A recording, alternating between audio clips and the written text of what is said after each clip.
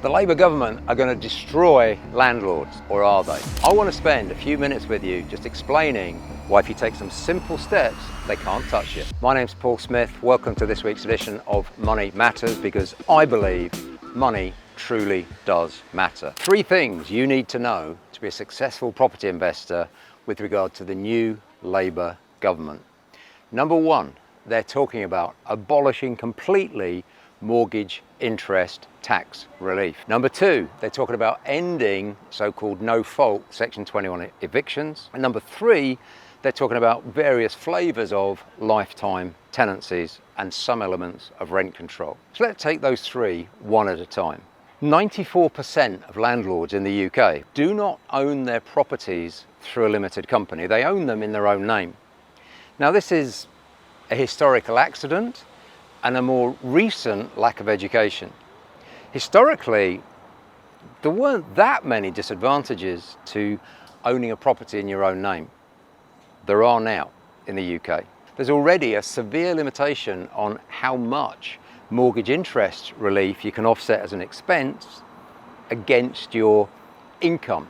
You can recover 20% or basic rate income tax as an expense. What you can't do at the moment is recover the full 40 or 45% if you're a higher rate taxpayer. So let me just explain what that means. Let's say you've borrowed a mortgage, and that mortgage costs you £1,000 interest only per month to pay for this buy-to-let that you've got. The tenant lives in there. The tenant pays you £1,700 a month. In the old days, you're allowed to offset that full £1,000 of interest cost against your mortgage, but not anymore.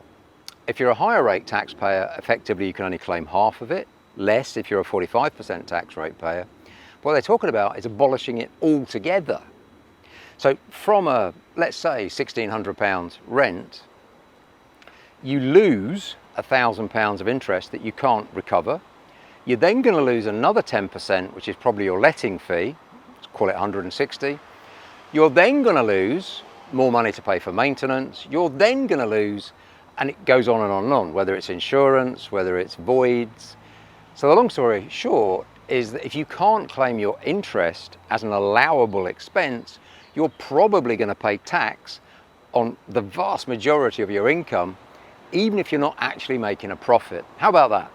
Now, the way to avoid this, just stop it becoming an issue, is the way the big corporates are doing it. So Lloyds Bank, Boots the Chemist, many companies like this in the United Kingdom are purchasing large amounts of property, but they're doing it through a limited company, not their main limited company. They've set up another one. So the key lesson that 94% of landlords in the UK have yet to learn is they need to buy investment property through a limited company. Very simple, company's house, £50, online, no trouble at all. The second thing that I want to bring your attention to is the end of so-called no-fault or Section 21 evictions. Most evictions in the UK are done under Section 21. And that means the landlord is saying, well, it's nothing to do with the tenant, it's just to do with the situation, I just want my property back. And they'll typically use that route even if the tenant is in arrears.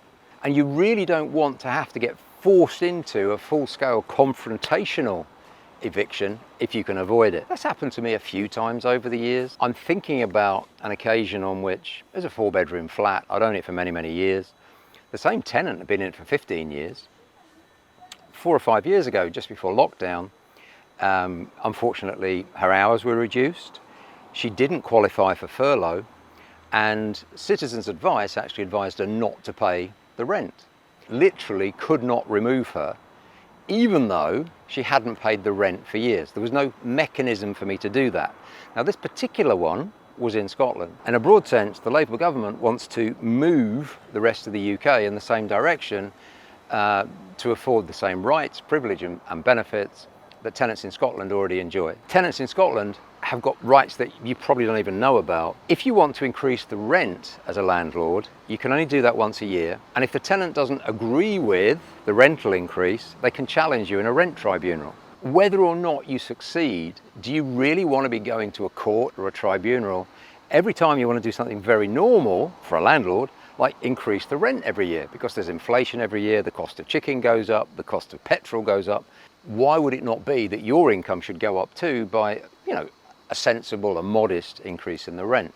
The broad direction of travel of this Labour government is we want to make sure that the tenants have got more and more rights and you as landlords have got less and less rights. So how can you combat the removal of Section 21, and how can you combat the third issue that I mentioned, which is the ever-increasing array of benefits that a tenant enjoys that you as a landlord may well then suffer from? This specific eviction, I did get it eventually. The tenant pulled every trick in the book. They were assisted by a Citizens Advice Bureau, they were assisted by the council. Why does that happen? Why does the council pit the landlord against the tenant? Why do they do that? Well, as soon as the tenant is homeless, if they haven't paid rent for 5 years or 4 years, at some point they're not going to have a home to live in. As soon as they become homeless, they're the council's responsibility, unless they can prove that the tenant left voluntarily.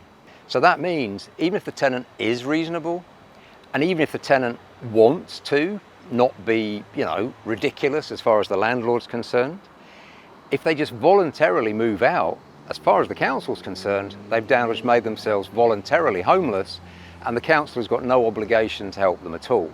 You make that a non-issue by not renting to residential tenants. The first test of a tenancy is that it's between a person and the landlord, or the person and the company that owns the property.